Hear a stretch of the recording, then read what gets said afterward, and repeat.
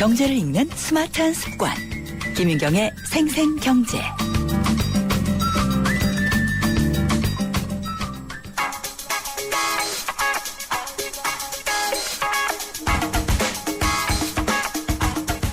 안녕하세요. 멜로디 경제의 대중음악 평론가 이대화입니다. 음원 시대가 되면서 음악인들의 경제 사정이 전에 없이 많이 나빠졌습니다. 음악의 단가가 낮아졌기 때문인데요. 이와 관련된 음악인들의 푸념이 끊이질 않고 있습니다. 얼마 전에 한 일렉트로닉 음악가가 자신의 앨범 수익 전체를 공개해서 큰 화제를 모았습니다. 닉 세이어라는 언더그라운드 뮤지션인데요. 이번 공개는 거의 명세서 수준으로 자세해서 업계의 현실을 적나라하게 할 수 있는 슬픈 사건으로 기록되고 있습니다. 그의 2012년 EP Right Boom은요. 댄스 음악 매니아들 사이에선 전 세계적인 히트를 거둔 앨범인데요. 그는 이 앨범에 실린 총 10곡을 통해서 12,722달러의 매출을 올렸고요. 여기서 레이블과의 계약, 보컬 참여한 사람들한테 나눠준 돈, 최종적으로 다 제하니까 약 1,600불 정도의 수익을 올렸다고 공개했습니다. 지금 거대하게 떠오르는 씬의 맨 앞에 있는 히트메이커가 1년에 2,000불도 안 되는 음원 수익을 거두는 거죠. 물론 언더그라운드의 이야기이긴 합니다만 주류의 사정도 크게 다르지 않습니다. 투자 비용이 많기 때문이죠. 레이디 가가 같은 슈퍼스타도 월드 투어의 최종 수익이 마이너스라는 발표를 했을 정도니까요.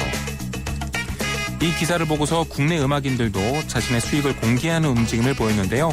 한 인디 뮤지션은 자기 분야에선 꽤 알려진 인물임에도 불구하고 음원을 통한 수익은 거의 0에 가깝다고 알리기도 했습니다. 음악가들의 사정, 이 정도면 알만하죠. 우리는 편하게 들어서 좋지만 만드는 사람들은 힘들게 만드는 구조. 그게 요즘의 음원 시장입니다. 어느 때보다도 힘든 환경에서 음악을 하는 요즘 뮤지션들 힘냈으면 좋겠습니다. 닉 세이어의 Right Boom 듣겠습니다.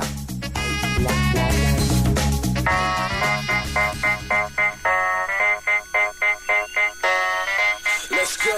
We gon' bring down the room. Bring down the room like boom. Like boom. Bring down the room like boom. Let's go. Like boom. Yeah. Run the tune. Know what it look like when I come through. I got a rhythm that hit him with what's new. I'm no fix the boat across the globe. Rock the show for all area crew. See me not make believe, I breathe with ease. With few tricks, I'm a wizard sleeve. Keep the beat locked in like a blizzard bee. Now call me Chief Rocker like I'm busy bee. Hey, now feel like you're supposed to. Get off the wall, quit acting like a poster. You got a drink in hand, let's toast up. Hey, you got a green bag, let's roast up. Suckers lay flat like coasters. 16 in the clip, 1 in the holster. Some shoot blanks, we fire like tanks. Do straight through your living room when we come through. Like, get back, get back. Shake that, shake that. Front to the back. Now bring down the moonlight. Get back, get back. Shake that, shake that. Front to the back. Now bring down the room like boom. And I don't step on stage. I walk in the place my record gets played. 김윤경의 생생경제. 네, 오늘 앞서서 액티브엑스와 공인인증서 문제 인터뷰를 하면서 없애는 건 좋은데 대안은 확실한 마련이 돼야 된다. 이런 말씀을 전해드렸습니다. 지난달에 대통령이 주재했던 규제개혁 끝장토론 이후에 규제는 나쁜 것, 서둘러 풀어야 될 것 이런 걸로 좀 몰아가면서 옥석을 가리는 과정도 없이 폐지를 하는 속도에만 좀 힘이 실리고 있다. 이런 지적을 저희 생생경제에서도 몇 차례 지적을 했습니다. 그럼 규제 개혁을 잘하려면 제대로 하려면은 뭘 어떻게 해야 될까요? 그래서 이 말씀을 들어보기 위해서 서울시립대 강철규 명예교수를 저희가 전화로 연결을 했습니다. 강철규 교수는 김대중 정부에서 규제개혁위원회 위원장을 지내셨고요. 재벌개혁의 전도사로 통하고 있는 경제학자입니다. 교수님 전화 연결돼 있으시죠? 안녕하십니까? 네, 안녕하세요. 네. 역대 정부에서 규제개혁하면은 성과를 가장 많이 낸 정부로 그 국민의 정부 시절을 꼽아요. 그때 네. 규제 개혁을 어떻게 추진을 하셨는지 먼저 얘기를 해주시면 좋겠습니다. 네, 제가 2기 위원장이었는데요. 네. 1기에서부터 2기까지 그 대통령이 직접 체크하고 힘을 실어주기 때문에 상당히 힘있게 추진을 했었는데요. 네. 예를 들면은 대통령이 1년에 한 2차례 또는 3차례 이 전 위원들을 불러가지고요. 네. 보고도 받고 또 토론도 하고 그런 일이 있었고요. 네. 그 전 부처에 대해서는 기존 규제를 모두 등록을 하라고 그랬어요. 네. 그래서 아마 제가 2기 때 보니까 한 14,000건 정도가 등록이 돼 있었는데 네. 그 규제를 대략 한 반 정도로 줄여라 하는 목표를 정해가지고 네. 시행을 했어요. 예. 그러다 보니까 한 7,000개로 이제 줄어들었다 이렇게 얘기할 수 있고 네. 신설되는 규제는 모두 사전 심사를 의무적으로 받게 돼 있고 그래야 국무회의에 올라갑니다. 네. 그 법안이. 예. 그래서 아마 대통령이 직접 체크하고 청와대가 가냐하니까 네. 힘이 실렸던 것 같습니다. 그건 지금 정부도 사실 그런 것 같기도 한데요. 네. 대통령이 대통령이 나서서 이제 규제에 대해서 얘기를 하고 암덩어리 얘기도 다 하고 이러다 보니까 근데 그래서 너무 성과에만 급급하는 게 아니냐 이런 비판이 나오고는 있거든요. 네. 네. 그래서 이게 규제를 나쁜 것으로만 볼 것은 아니잖아요. 그렇죠. 네. 규제 아직은 이제 그 성과를 우리가 좀 기다려 봐야 되긴 하겠지만 네. 우려스러운 점이 몇 가지 있는데 네, 그게 어떤 하나가 것들인가요? 예. 규제 개혁을 규제 완화라고만 생각하는 경향이 있지 않습니까? 네. 이것은 규제 개혁이라는 이름이 완화라는 이름이 개혁이라는 이름이 있는 것을 알 수 있는 것처럼 네. 규제는 오히려 강화돼야 할 부분도 있고 예. 또 개선되거나 수정돼야 될 부분도 있습니다. 네. 그래서 이 규제의 축소나 완화에다가 더해서 강화될 부분, 개선돼야 될 부분 네. 이런 것들이 고루 이제 이루어져야 진정한 개혁인데 네.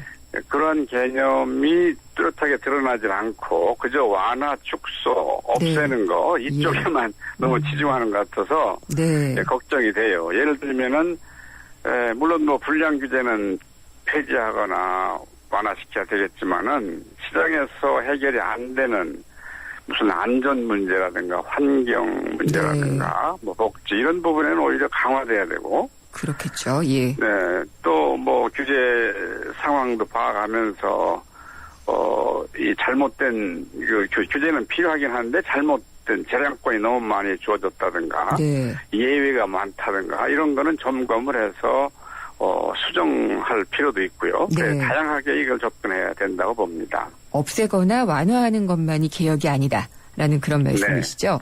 그래서 영국에서는 또 규제 향상 이런 표현을 또 쓰기도 하더라고요. 네, 예. 네. 그러면 규제를 개선한다는 뜻이죠. 그렇죠. 그리고 제가 네. 홈페이지를 규제개혁위원회를 치니까요. 네. 영어로 better.go.kr이더라고요. 그러니까 좀 더 네. 좋은 방향으로 고치는 것이 규제 개혁이다라는 거를 홈페이지 주소가 보여주고 있네요. 예. 예. 그러면 좀 기본적인 질문이라고 해야지 될 것 같은데 그러면은 규제는 뭘 목표로 해야지 될까요? 네, 이제 경제와 관련해서 보면요. 네. 이 자유 경쟁, 시장의 자유 경쟁을 促진하는 것을 목표로 하고 있고, 네. 또 공정 경쟁을 보장하는 그런 규제가 된다. 이렇게 네. 얘기할 수 있는데요. 예. 이러한 목표를 달성하는데 이제 두 가지 장벽이 있는데, 네. 하나는 정부 규제입니다. 정부가 쓸데없는 규제를 많이 해서 자유경쟁이나 공정경쟁이 보장이 안 되는 경우가 있고요. 네. 또 하나는 이 민간 독점이라고 할까? 주로 이 대기업 집단의 독과점. 네. 이것이 정부 규제가 없어도 시장 경쟁이나 공정 경쟁을 훼손하거든요. 네. 그래서 이 두 가지 시장의 하나는 정부 규제, 하나는 민간의 독과점. 네. 이 두 가지를 같이 이 대응을 해줘야 네. 규제 개혁의 원래 목표가 달성이 될 수 있다 그렇게 예. 봅니다. 또 그렇군요. 민간의 이제 사적 독점은 그 재벌 개혁이라고 보통 얘기하죠. 또는 경제 민주화라고도 네. 예. 하는데 네. 이것이 같이 가야지 정부 규제만 푼다고 다 되는 게 아니고요. 네. 정부 규제를 많이 개혁을 해놔도 시장을 독과점이 횡포를 부리면은 시장이 자유경쟁이 안 되지 않습니까? 네. 그러면은 경제 발전이 안 되고 국민의 경제 후생이 축소되기 때문에 이게 네. 문제가 되는 것이죠. 지금 이제 교수님께서 경제 민주화 얘기를 꺼내 주셨어요. 제가 네. 항상 실종된 경제 민주화 찾아야지 된다는 얘기를 많이 하고 있는데 네. 지금 사실 대선 전에는 굉장히 활발하게 여든 야든 가리지 않고 얘기를 하다가 예. 지금은 경제 민주화 얘기하는 쪽이 없거든요. 예. 그래서 정말 경제 민주화를 제대로 진행하는 것도 규제 개혁이라고 볼 수가 있을 텐데 다시 네. 시작한다면 어떤 것부터 좀 건드려야 될까요? 네, 경제민주화 잘 지적을 하셨는데요. 네. 이 경제민주화가 같이 이루어져야 규제개혁이 성과를 낼 수 있고 네. 그 규제개혁 내용 중에는 사실은 그 규제를 강화해서 경제민주화를 이루어야 된다. 이런 내용도 포함되는 겁니다. 네, 그렇죠. 그렇죠. 그래서 예. 저는 이제 어떻게 보느냐면은 이 세 가지 경제민주화라는 건 저는 세 가지로 정리를 하는데요. 네. 첫째는 누구든지 시장에 진입, 퇴출이 자유스러워야 된다. 네. 이건데요. 이거는 시장 참여민주주의라고 할 수 있어요. 네. 근데 우리나라는 지금 이 재벌의 기업 집단 장벽에 막혀가지고 시장 참여가 어려워요. 중소기업이나 잠재적 기업들이 시장 참여가 어려운 게 현실입니다. 네. 그러면은 이 재벌의 기업 집단 장벽을 어떻게 이거를 막을 고쳐서 수, 예, 막아서 예.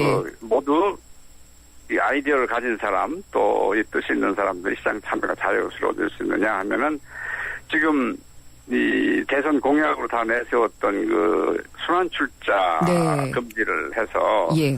계열사들이 이게 이제 집단을 형성하는 고리가 바로 순환출자 아니겠습니까? 네. 그러니까 이게 신규 순환출자는 금지하는 걸로 아마 얘기가 법이 통과된 됐고요. 것 같아요. 근데 기존 순환출자는 그대로 이제 인정하고 있기 때문에 그것을 해소시켜야 되겠죠. 네. 그 장벽을 무너뜨리려면요. 네네. 그러니까 이것은 단계적으로라도 예. 기존 순환출자까지 해소시켜야 된다. 이게 하나고요. 네. 또 하나는 이제 두 번째 제가 경제민주화는 시장 참여자들 간의 공정한 자유경쟁이 보장돼야 된다. 네. 이거거든요. 이거는 지금 공정거래법을 엄정하게 운영을 해가지고 해결해야 됩니다. 공정거래위원회 또 위원장을 하셨기 때문에 더 예. 많이 아실 부분일 것 같아요. 예. 지난 정부에서는 이 공정거래위원회가 마치 무슨 물가당국처럼 물가를 잡는 네. 위원회처럼 돼가지고 네. 이상해졌었습니다마는 공정거래 질서, 이 자유경쟁 참여자들이 이게 불공정하면은 네. 그거는 그 시장이 제대로 돌아가지 않는 것이거든요. 그래서 해야 된다는 것이고 네. 이제 세 번째는 그렇게 공정하게 경쟁을 해도요 시장에서 나고자 패배자가 생기게 마련입니다. 네. 거기에서 대기업도 생기고 이제 시장에서 완전히 도산하는 기업 생기는 게 마련이기 때문에 그러나 시장 패배자도 인격으로서는 존중을 받아야 되기 때문에 거기에 대한 배려를 해야 되거든요. 예.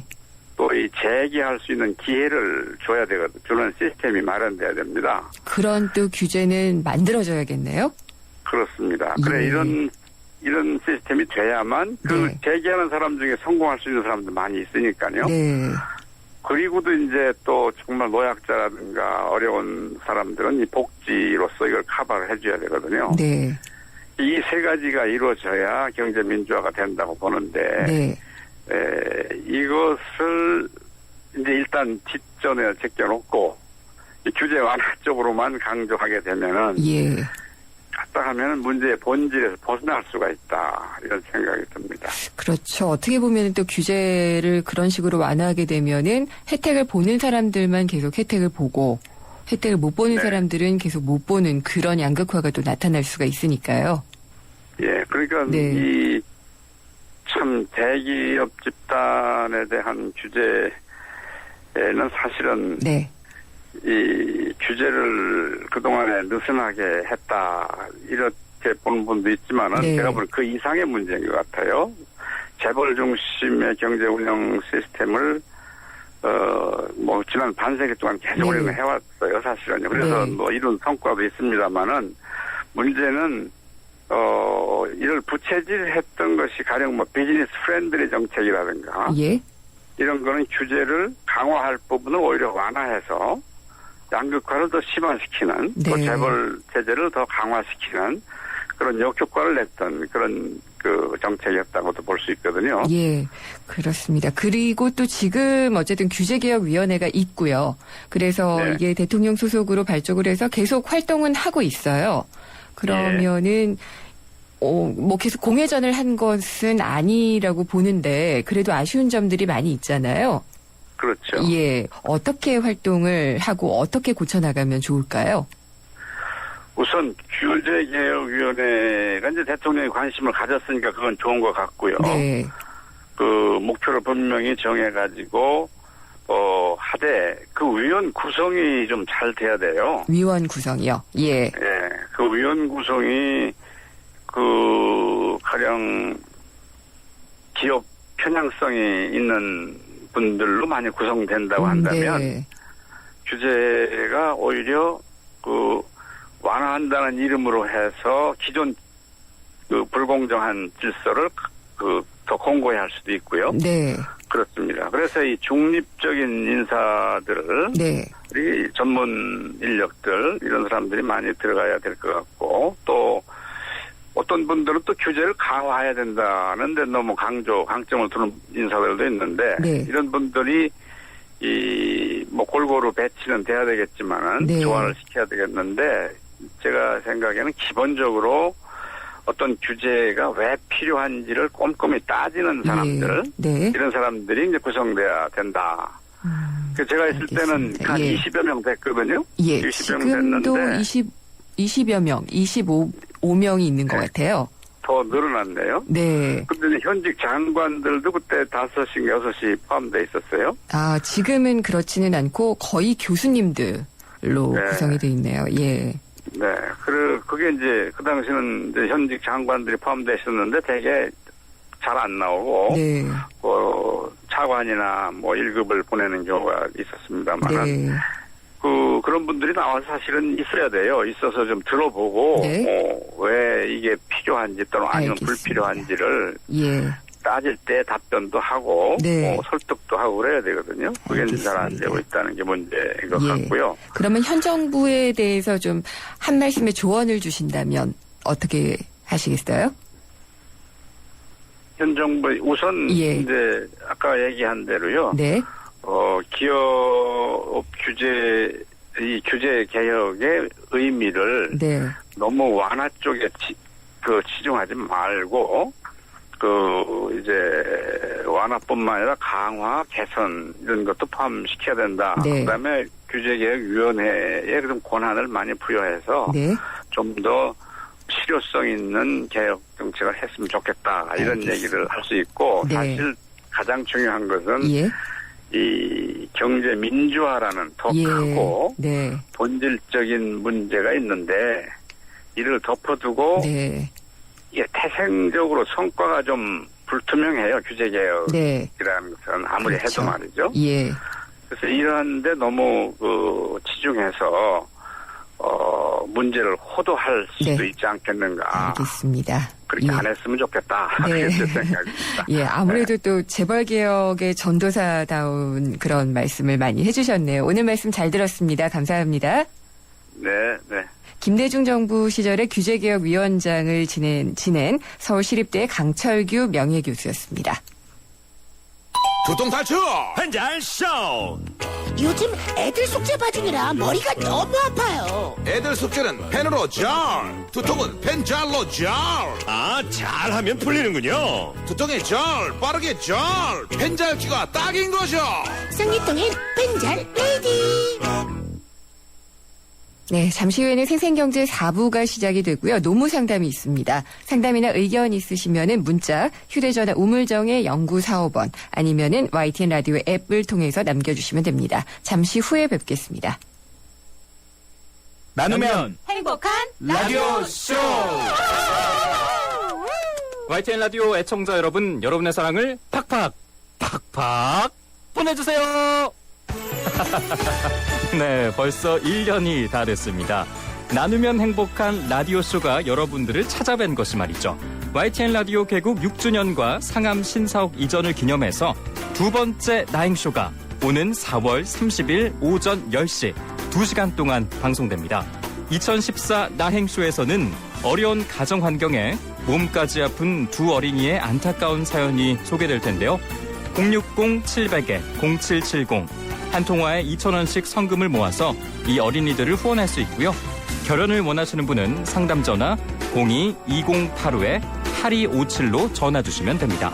이 행사는 아이들의 꿈을 찾아주는 기업 리틀 달란트, 한국의 전자칠판, 스마트 러닝을 선도하는 기업 유한아이텍, 그리고 기아대책과 함께합니다. 안녕하세요.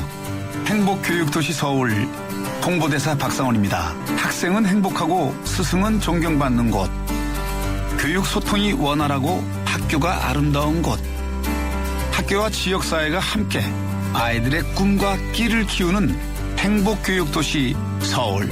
아이들과 눈높이를 맞춰 고민과 생각을 이해하고 학교의 담장을 낮춰 학교 안팎에서 마음껏 꿈과 끼를 키울 수 있는 행복교육도시 서울을 만들어 가겠습니다. 이 캠페인은 서울특별시 교육청과 함께합니다. 살아있는 뉴스 깨어있는 방송 한국의 뉴스 채널 YTN 뉴스 FM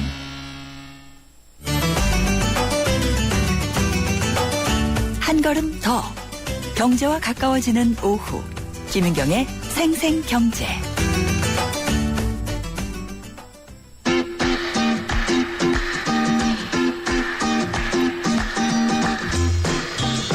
생생 간추린 경제 뉴스입니다. 엄마가 아이를 낳기 직전부터 아이가 자라는 과정을 단계별로 담을 수 있는 아기 성장 앨범이 인기를 끌고 있지만 소비자 피해도 늘고 있습니다. 특히 무료라면서 무료 촬영권을 주고 계약을 취소하면 과다한 위약금을 요구하는 사례가 많은데요. 한국소비자원에 접수된 아기 성장 앨범 관련 소비자 불만은 지난 2011년 174건에서 2012년 208건, 지난해에는 316건으로 크게 증가했습니다. 소비자원은 성장 앨범을 계약할 때는 해지와 환불 규정을 꼼꼼히 확인해야 피해를 막을 수 있다고 강조했습니다.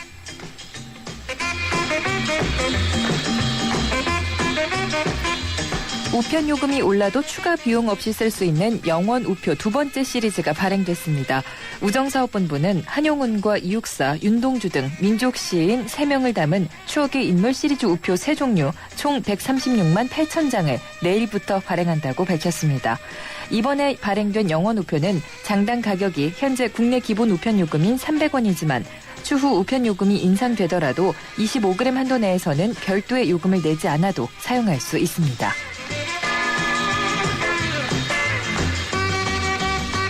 정부가 대표적인 규제 산업인 술 산업 규제 완화 검토에 들어갔습니다. 국세청 관계자는 범정부 차원 규제 개혁 기조에 맞춰서 주류 산업 전반에 대해 불합리한 규제는 없는지 들여다보고 있다고 밝혔습니다. 하지만 어떤 규제를 완화할 것인지 여부를 언급하기엔 아직 때가 이르다고 설명했습니다. 지금까지 생생 간추린 경제 뉴스였어요.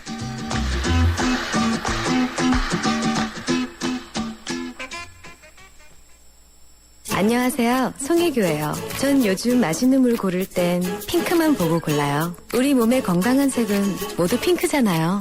건강한 물의 새로운 기준 핑크라벨 아이시스 8.0 건강한 미네랄 밸런스로 생기있게 핑크빛 생기에너지 아이시스 8.0 핑크만 기억하세요. 하나의 스프링, 믿기 힘든 두 가지 플레이. 넥스트 침대가격이 탄생시킨 하이브리드 테크에 누워보세요. 부드럽게 맞춰주고 단단하게 또 한 번 받쳐주죠.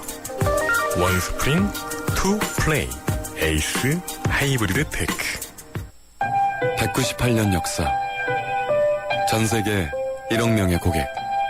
인터브랜드 선정 5년 연속 세계 1위 보험 브랜드 악사. 이제 악사가 앞으로의 보험에 대해 새로운 증명을 시작합니다. 보험의 방향이 되다. 악사 다이렉트.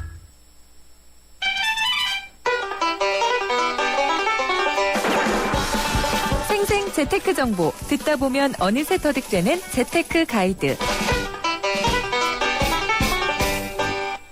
세상의 베이스가 되다 포스코 협찬으로 김윤경의 생생경제 4부 시작하겠습니다. 창업 도전에서 실전까지 시간입니다. 짜장과 짬뽕, 비빔냉면과 물냉면, 잔치국수와 비빔국수. 다 뭐 먹을까 지금 머릿속에 떠오르셨나요?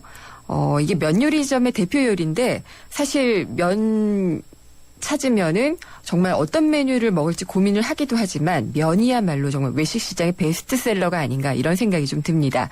오늘은 불황시대 유망 아이템 3탄입니다. 면 요리 전문점의 창업 성공 비법을 알아보겠습니다. 스타트 비즈니스의 김상훈 소장입니다. 안녕하십니까? 예, 안녕하세요. 김상훈입니다. 면 어떤 거 좋아하세요? 저는 면 다 좋아합니다. 네, 저도 예. 면을 다 좋아하는데 예. 그래서 아무래도 좀 면 요리점이 잘 되는 게 아닌가 이런 생각도 들고요.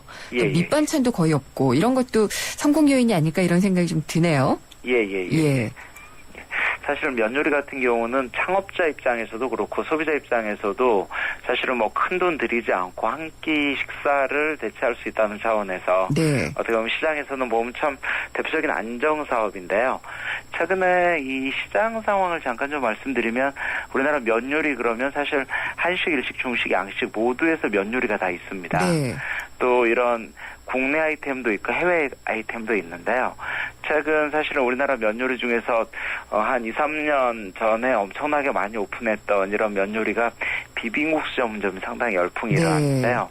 또 시장의 특성상 단기간에 많이 생기면 또 금방 없어지기도 했던 또 칼국수 같은 경우만 하더라도 이 명동에 지금도 일본인들이 줄을 서고 있는 명동 칼국수부터 시작해서 뭐 이런 수많은 바지락 칼국수, 해물 칼국수 많이 있습니다만 이 칼국수 전문점 같은 경우는 최근에는 좀 객단가를 높이는 차원에서 샤브샤브 전문점으로 많이 진화가 됐다가 또 샤브샤브 전문점 역시 다양한 프랜차이즈 브랜드가 생기면서 요즘은 좀 약간 주춤하고 있는 이런 상황이라고 보여지고요. 베트남 칼국수, 베트남 쌀국수 시장이죠. 이 시장 같은 경우도 우리나라에 들어온 지는 10년이 넘었습니다만 마찬가지로 이 베트남 쌀국수 시장 같은 경우는 요즘 그래도 상당히 기본적인 안정적인 수요층을 가지고 있는 이런 테마이긴 합니다만 최근 시장에서는 그 많은 브랜드가 또 생겼다가 없어지기도 했던 대표적인 아이템이기 때문에 지금은 좀 예전 좀 정통 베트남 쌀국수를 하는 집은 살아남고 그렇지 않은 집은 또 상당히 좀 큰 재미가 없는 이런 측면도 있고요. 최근은 면 요리 중에서는 또 일본 면 요리가 상당히 강세입니다. 일본 면 요리 중에서 뭐 소바라든지 우동이라든지 라멘이라든지 이런 걸 들 수 있는데요. 라면 같은 경우는 뭐 우리나라 압구정동의 큐슈라고 참 그게 20년 전에 우리나라에 처음 들어왔을 때만 하더라도 상당히 낯설어 했는데요. 요즘 일본 면 요리는 일본의 정통 스타일을 우리나라에서 그대로 구현하는 이런 라면집이나 우동집 같은 경우는 의외로 소비자들한테 좋은 반응을 좀 얻고 있는 이런 스타일이고요. 특히 신세대들한테 요즘 상당히 좀 각광받는 면 요리 중에서는 특히 베트남이나 인도네시아 스타일의 뭐 미고랭, 나시고랭 같은 이런 인도네시아 이런 면 요리죠. 이런 거 상당히 요즘 신세대 상권에서 많이 생겨나고 있고요.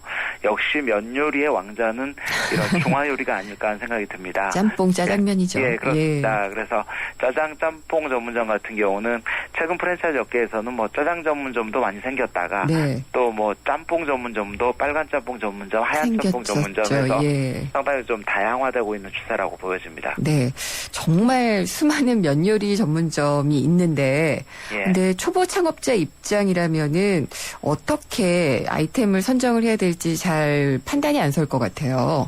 그렇습니다. 어떻게 결정을 해야 될까요? 사실은 이 초창업자 입장에서는 물론 어떤 상권에서 누구 대상 면 요리를 할 것이냐가 상당히 관건인데요.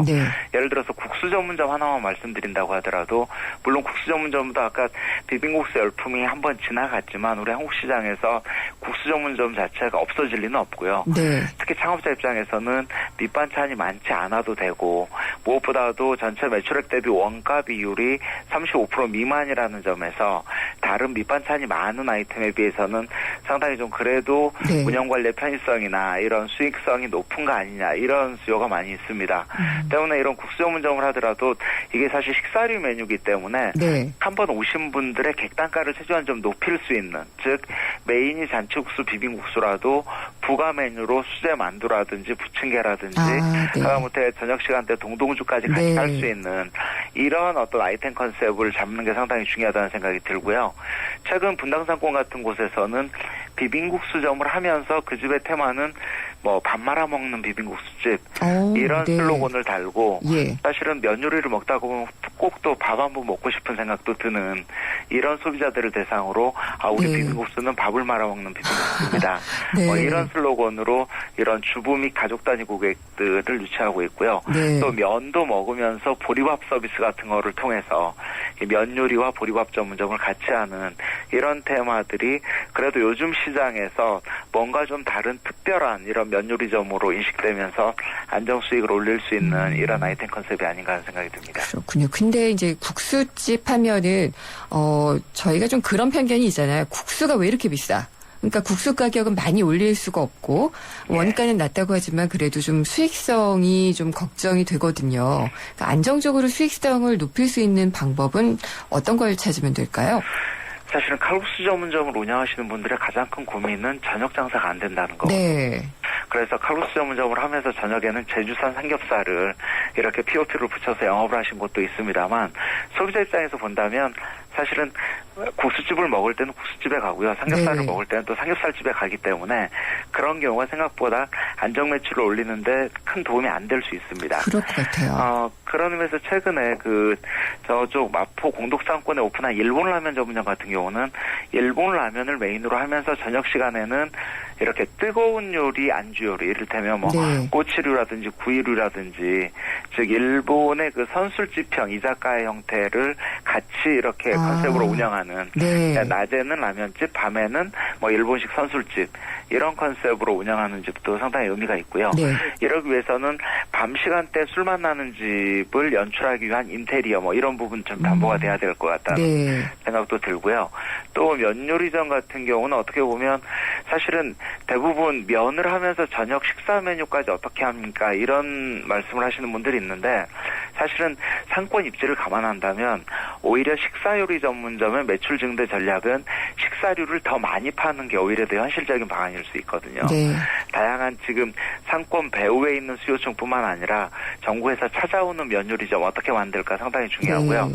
특히 요즘 여름철 이제 접어들면서 냉면집, 평양냉면이나 함흥냉면집 상당히 성수기가 들어가고 있는데요. 네. 요즘 요즘 요 분당상권이나 이런 서울 수도권에서 유행한 평양냉면집 같은 경우는 객단가 10,000원 정도 합니다만 네. 여름에는 냉면집, 뭐 겨울에는 온면을 같이 하면서 냉온면을 같이 하는 이런 집으로 네. 상당히 좀 이 특별한 별미집으로 자리매김하는 이런 케이스도 주목할 필요가 있겠습니다. 알겠습니다. 오늘은 여기까지 들어야 될 것 같네요. 오늘 잘 들었습니다. 감사합니다. 예, 고맙습니다. 스타트 비즈니스의 김상훈 소장이었습니다.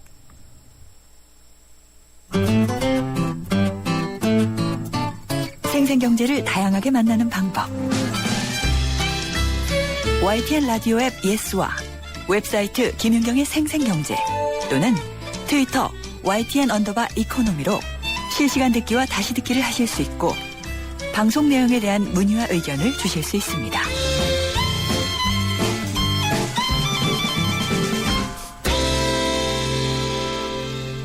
김윤경의 YTN 생생경제 오늘 노무상담이 있습니다. 노무법인 천지의 박기현 노무사가 나오셨습니다. 안녕하십니까? 예, 안녕하십니까? 네. 정부가 시간 선택제 일자리에 대해서 얘기를 많이 하면서 예. 이쪽으로 전환한 근로자들이 네. 퇴직할 때 좀 불이익을 받지 않도록 예, 맞습니다. 그런 방안을 마련을 했다고 하는데 예. 어떤 건가요? 예.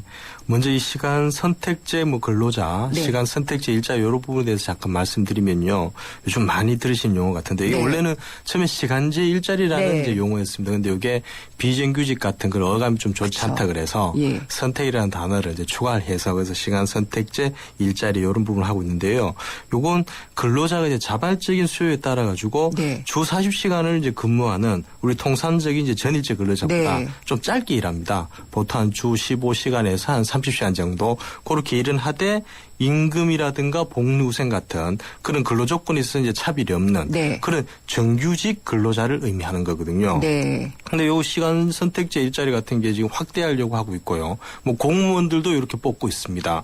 그 취지는 이제 출산, 뭐 육아 등으로 이제 경력이 단절되는 우수한 여성 인력을 이제 고용 시장에 참여시켜서 네. 일 가정 이제 두 마리 토끼를 한번 같이 잡아보겠다는 네. 그런 취지도 있고요. 그리고 은퇴한 중장년층에게 이제 새로운 일자리를 좀 마련해서 고령화 사회에 또 대비해보자. 네. 이런 부분도 있습니다. 뭐 결국은 정부가 요즘 추진하고 있는 이제 고용률 70% 달성, 이 부분하고도 또 연관이 있는 네. 그런 부분으로도 볼 수 있겠습니다. 참 뜨거울 때 저희 생생경제에서도 참 많이 다뤘었던 아이템이기는 한데 예. 어쨌든 취지는 좋잖아요. 그래서 이게 그렇습니다. 시간 선택제 일자리로 그래서 바꿔가는 근로자들이 있을 텐데 예. 퇴직금 정산도 정규직과 똑같이 되는 건가요? 그렇죠. 근데 요즘 퇴직금 관련해서 이게 좀 문제가 됐던 게 실제 사례가 어떤 네. 게 있었냐면은 퇴직금은 우리 근로기준법 근로자 퇴직급여 보장법에서요. 네. 한 주에 15시간 이상 근무를 하고 또 계속 근로연수가 1년 이상이 되게 되면 네. 근무의 형태와 관련없이 즉 뭐 정규직이든 비정규직이든 단시간 근로자든 기간제 근로자든 모두 퇴직금을 지급받습니다. 근데 그 퇴직금을 평균 임금을 기초로 해서 받게 되거든요. 네. 근데 그 평균 임금을 산정을 어떻게 하냐면 네. 법에서는 그 산정 사유 발생일 이전 3개월 즉 요 같은 경우에는 퇴직하는 그 시점이 되겠죠. 네. 그 퇴직 시점 이전 3개월에 받은 임금 총액을 그걸 평균을 내거든요. 네. 그러다 보니까 이렇게 시간 선택제 일자리로 전환한 근로자 같은 경우에는 적잖아요. 적죠. 예. 원래 그 본인이 전일제로 일했을 때 예컨대 네. 월 평균 한 400만 원 정도 받았는데요. 시간제로 하면서 주 한 20시간 반으로 한다 그러면은 급여를 반밖에 못 받거든요. 그렇죠. 200만 원요. 예. 그래서 예컨대 총 재직 기간 10년이다. 9년을 전일제로 하다가 1년을 이제 시간제로 전환한 분 같은 경우에 만일 전일제로 일했으면 400만 원 곱하기 10년 하면 4천만 원이 되는데요. 네, 네. 시간 전환제로 해버리면은 200만 원 곱하기 최종적 시간 그 시간제에 있을 때 200만 원 곱하기 10년에서 그렇죠. 예. 퇴직금이 반으로 줄어드는 예. 그런 문제점이 실제 발생을 했었습니다. 그렇겠네요. 예. 그 문제는 생각 못했는데, 그러니까 예. 입사하는 것만 생각하고 퇴사하는 것에 대한 생각을 우리가 안 했던 것 같은데, 예. 그러면 퇴직금 산정 방식을 바꿔야겠네요. 그렇습니다. 그래서 예. 이제 기획재정부하고 고용노동부에서 이제 올 상반기에 이제 근로기준법, 근로자 퇴직을 보장법 개정해서 네. 이렇게 시간 선택제 전환 근로자가 불리한 대우를 받지 않도록 네. 퇴직금 산정 방식을 바꾸기로 했는데요. 근데 어떻게 바꾸냐 하면은 이제 근로자가 일한 근무 형태에 따라서 네. 퇴직금을 별도로 이제 각각 산정하겠다는 거거든요. 예를 좀 들어주시면 예컨대 좋겠어요. 예. 총 15년 재직한 기간 중에서 한 10년을 전일제로 근무하고 5년을 시간 선택제로 일했다면요. 네. 전일제로 근무한 10년간의 퇴직금은 그거에 대한 퇴직금은 전일제 마지막 3개월간 평균 임금을 적용해서 산정을 하고 그때 걸로? 그렇죠. 예. 시간 선택제로 근무한 5년에 대해서는 또 시간 선택제 마지막 3개월 평균 임금을 기초로 해서 네. 각각 퇴직금을 산정해서 이제 합산하겠다는 예. 그런 의미입니다.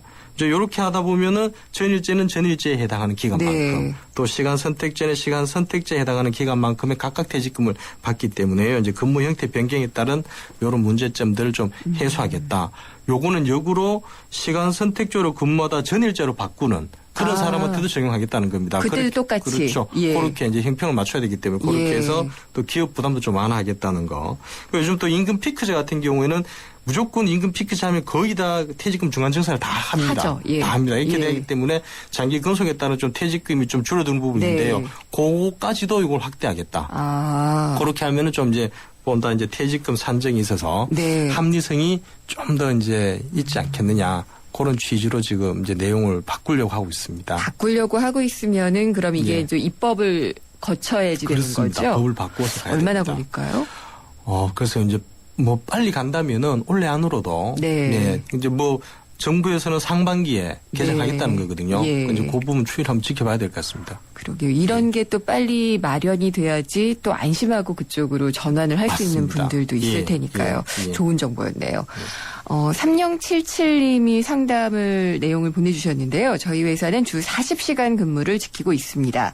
작년에는 하루에 8시간 근무에 1시간 연장 근로를 했고 토요일에는 격주로 근무를 했습니다. 그래서 물론 이건 특근 처리를 해줬고요. 근데 올해부터는 하루 8시간 외 연장 근로를 모두 없앤다고 합니다. 그렇게 되면은 급여가 줄어드는데 작년도 급여는 보장해 줄 수 있도록 돼 있는 걸로 알고 있습니다. 라고 얘기를 하셨어요. 예. 그 연장 근로를 그러니까 통상적으로 하신 그런 그렇죠. 경우인 것 이런 같아요. 사례죠. 네. 예. 근데 사실 법에서 보장을 해주는 부분은 네. 소정근로에 대한 부분은 보장이 되고요. 그 부분이 소정근로. 그렇죠. 우리가 소정근로에 대한 대가 이제 통상임 같은 개념이 있습니다. 네. 이제 하루 8시간 근무하게 되면은 뭐 급여는 어떻게 준다는 게 정해져 있는데요. 네. 그 정도는 보장이 되고 그게 저하되려면 이제 근로자의 동의가 있어야 되지만 이렇게 연장, 야간, 휴일 근무 같은 시간의 수당은 네. 그때 발생할 때마다 추가적으로 지급되는 이런 부분이거든요. 네. 시간의 수당. 그렇기 때문에 이 시간의 수당이 없어지게 되면 자연적으로 여기에 따른 수당도 없어지는 거기 때문에 네. 이 부분까지 사실 법에서 보장하지는 않습니다. 그렇군요. 예. 예. 그래서 많이 이제 시간의 근로가 많은 이제 생산직 같은 분들은 지금 뭐 그 법에서 이제 실질적인 네. 어떤 근무 시간 좀 줄이겠다는 지금 법 개정이 네. 있거든요. 그렇게 되면 어떻게 보면 임금이 실질적인 임금 물론 일도 그만큼 적게 하겠습니다만은 실질적인 임금도 같이 줄어드는 그런 부분이 발생하는 게 현실입니다. 그러면은 이런 부분은 사실 내가 받는 돈 자체가 줄어드니까 예. 살림에 영향을 미칠 수가 있잖아요. 미치죠. 예. 외국이나 이런 경우에는 어떻게 하고 있는지를 좀 여쭤봐도 될까요? 외국 같은 경우에도 물론 뭐 조금 제한적입니다만은 네. 이런 부분에 대해서 안정장치를 조금 이제 해보려고 그래서 노사 합의를 통해 가지고 네. 우리처럼 이렇게 뭐 법으로 획일적으로 딱 그어서 네. 지금부터는 하던 연장 근무를 스톱한다. 실질적으로 그 업체에서도 이 부분은 받아들이기 어려운 부분도 있거든요. 그렇겠죠. 그래서 생산이 덜해지니까. 그렇습니다. 그런 예. 부분만큼 또 문제가 있기 때문에 결과적으로는 각 기업 특성에 맞게끔 또 노사 간에 지금까지 이루어졌던 관행이라든가 이런 부분을 같이 좀 해서 네. 충격이 완화되게끔 하는 그런 부분도 필요할 수 있습니다. 네. 예. 이런 부분도 상당히 좀 중요한 부분인 것 같네요. 어쨌든 법으로 지금은 보장이 안 되고 있다는 예, 좀 그렇습니다. 그런 얘기네요. 그리고 8954님인데요. 시간보다 월 소정 근로시간 그리고 월급 계산을 해보고 싶습니다. 그래서 예. 2014년 최저임금 지금 5,210원이죠. 예, 이걸 맞습니다. 적용을 해서 근무일 화요일에서 일요일까지 6일간 근무를 하고 하루 5시간 근무를 한다고 할 때 월 소정 근로시간과 월급에 대해서 알겠습니다 하셨어요. 예. 예. 이 월 소정 근로 시간은 한 달에 네. 본인들이 얼마를 이제 근무하는가 그 시간을 이제 산정하는 거거든요. 이분 같은 경우에는 지금 6일을 근무하십니다. 이제 네. 월요일 쉬시고요. 근데 주 46시간 근무하신다 하셨거든요. 네. 그럼 36시간 더하기 일요일은 이제 저희들 유급이기 때문에 8시간을 예. 더 하시고 이게 요거를 이제 곱해서 7분의 365일 요렇게 네. 하면은 1년에 주수가 나옵니다. 아, 네. 전체 예. 그 주수를 1개월을 이제 산정하셔야 되기 때문에 12개월을 해보면요. 이분 같은 경우는 191시간이 나오게 되거든요. 네. 그래서 소정근로시간, 월 소정근로시간은 191시간. 예. 그리고 급여는 여기 시급 5,210원을 곱하시면 제가 계산해 보니까 네. 99만 5,110원 정도. 네. 예, 요렇게 나오는 걸로 제가 지금 산정이 됐습니다. 그리고 이분 같은 경우는 이제 월급 이외에 그렇죠. 추가적으로 지급돼야 되는 뭐 연차 수당이나 퇴직금 예. 이런 거는 또 어떻게 계산이 되는지 예, 물어보셨거든요. 퇴직금도 주 15시간 이상 근무하시면요. 당연히 네. 받으실 수 있고요. 그다음에 연차 유급휴가 미사용 이런 거에 따른 수당 역시 지급받습니다. 네. 물론 이때 정상적인 주 40시간 근로자보다 지금 짧게 근무를 하셨고 조금 짧게 근무하시기 때문에 비례해서 네. 40분의 36만큼 네. 그렇게 이제 지급되겠습니다. 알겠습니다. 예. 그리고 지금 또 상담이 들어온 내용이 있는데요. 8115님 근로자 파견 계약으로 일하고 있는데 다음 달에 계약이 만료가 됩니다. 예. 파견 계약자들도 퇴직금이 있는지 아예 당연히 있습니다. 그리고 또 실업급여도 가능한지 아예 당연히 물어보셔서. 있습니다. 아, 둘 다 예. 있는 건가요? 근무의 형태와 불문하고 다 가능합니다. 이 파견 근로라는 파견 계약이 간접 고용을 얘기를 하는 그렇죠. 건가요? 예. 파견 사업주에 소속돼 있으면서 네. 다른 회사에 예. 사용 사업주 그 회사에 가서 일하는 사람들입니다. 좀 우리 대학 청소하시는 분들 그렇죠. 그분들도 이런 파견도 말이죠? 되실 수 있고 아니면은 네. 도급으로 또 근무하실 수도 있고. 네. 이건 간접 고용의 어떤 하나의 형태가 맞습니다. 퇴직금 계산이나 이런 방법도 뭐 거의 동일합니다. 동일하게. 예. 예. 동일합니다. 그렇군요. 예. 예. 같습니다. 중요한 정보였는데요. 예. 예. 오늘 여기까지 듣도록 하겠습니다. 노무법인 천지의 박기현 노무사였습니다. 감사합니다. 예, 감사합니다. 오빠, 은경이랑 드라이브 하고 싶으면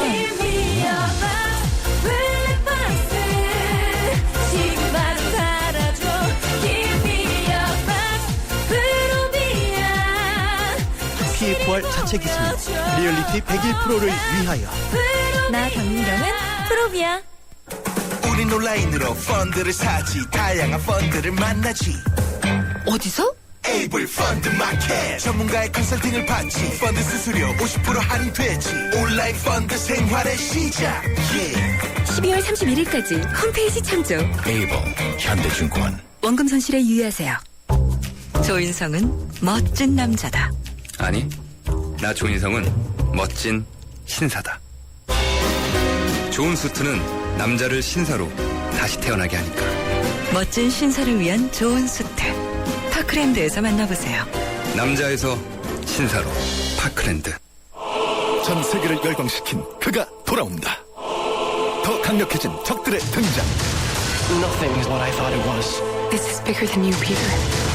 진짜 전쟁은 지금부터다. Let's go catch a spider. 어메이징 스파이더맨 2. 4월 24일 대결.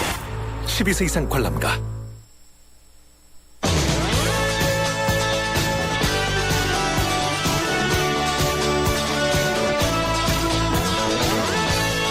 네, YTN 라디오 개국 6주년 특집으로 기아 대책과 함께하는 모금 방송 나누면 행복한 라디오쇼가 준비가 되고 있습니다.